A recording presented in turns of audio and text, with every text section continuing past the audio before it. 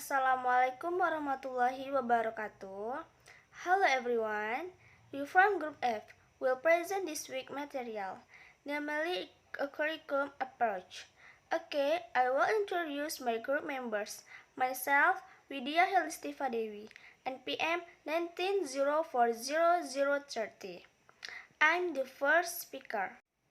Next, Nur Islam Abad Khatif, NPM 80400025, second speaker.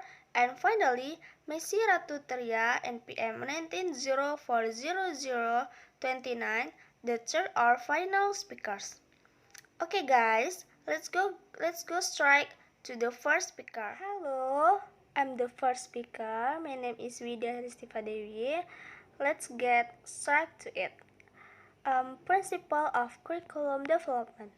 The curriculum is prepared by experts from various fields such as education expert or curriculum expert, educators, official, and other elements of society. Winarso 2050 explained that there are two principles in curriculum development: general principle and specific principles.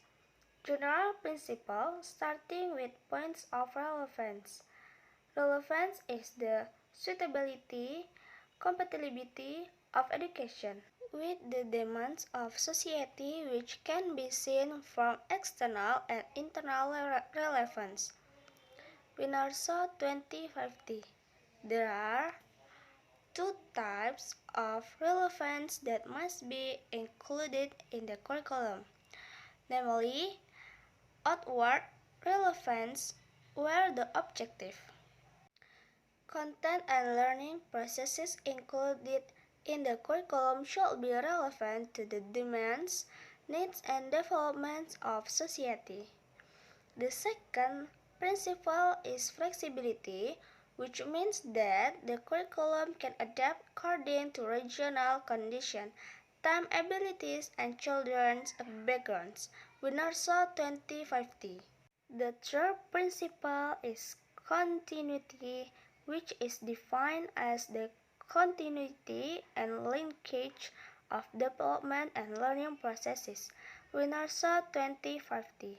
Furthermore, the fourth principle is practical and efficient, where the curriculum is easy to implement. The tools used are also easy. At a low cost, Winarso 2050. The fifth principle is effectiveness, namely, the curriculum is able to measure the achievement of learning objective.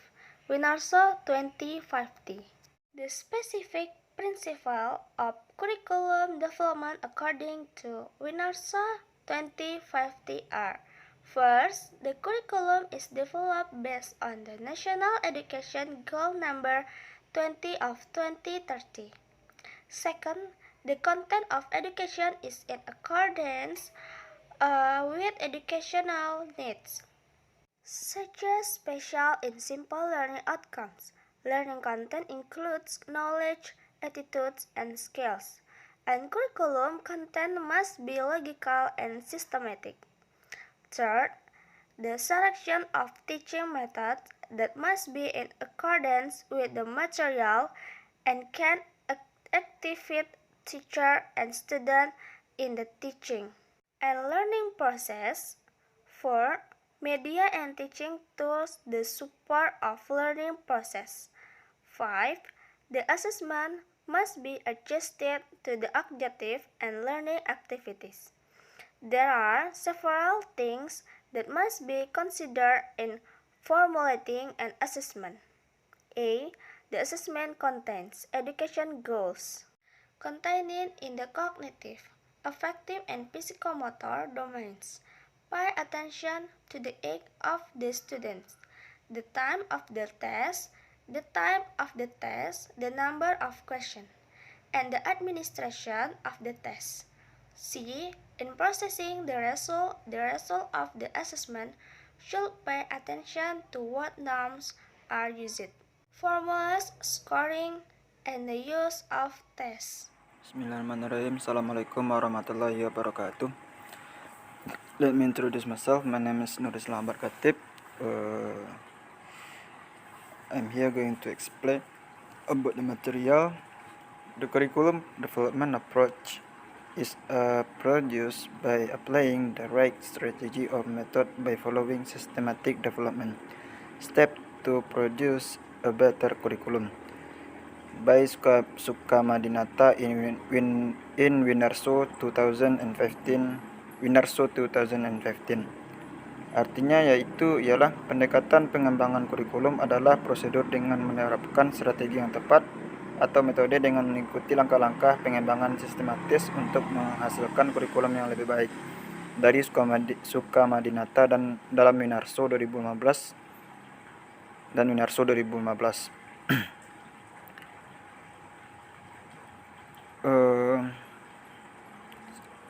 Selanjutnya, there are 6 types of approach that can be used in developing in curriculum, namely a field of study approach, a goal-oriented approach, an approach to material organization pattern, a reconstruction approach, a humanities curriculum approach, and an accountability approach.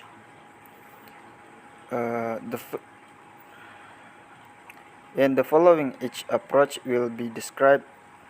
First, the field of study approach, or also known as academic subject approach, which use field of study such as English, mathematics, social studies, and other developing in the curriculum.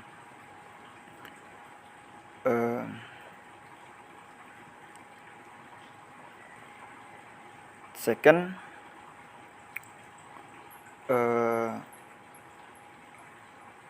the field of study approach also has several characteristics, including first, the purpose of this curriculum is impart knowledge to students. The method that tends to be used in the teaching and learning process in the expository and inquiry method, in which this method asks students to find knowledge from exploring problems. The third, the organization of its content, which has several patterns, namely correlated curriculum, the organization, B. Unified or contrasted, C. Integrated curriculum, D. Problem solving. Maksudnya ialah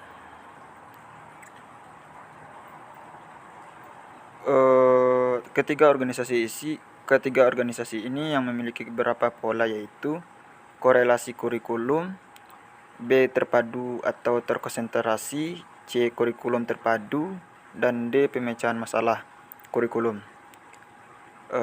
Selanjutnya, the fourth approach in curriculum development is reconstruction,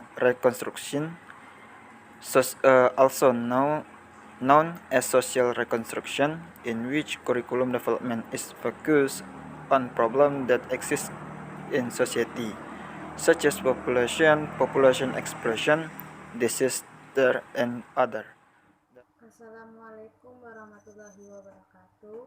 My name is Missy Ratitya, NPM is 19040029. Now I want to explain about in the previous section the definition of the forward approach has been discussed.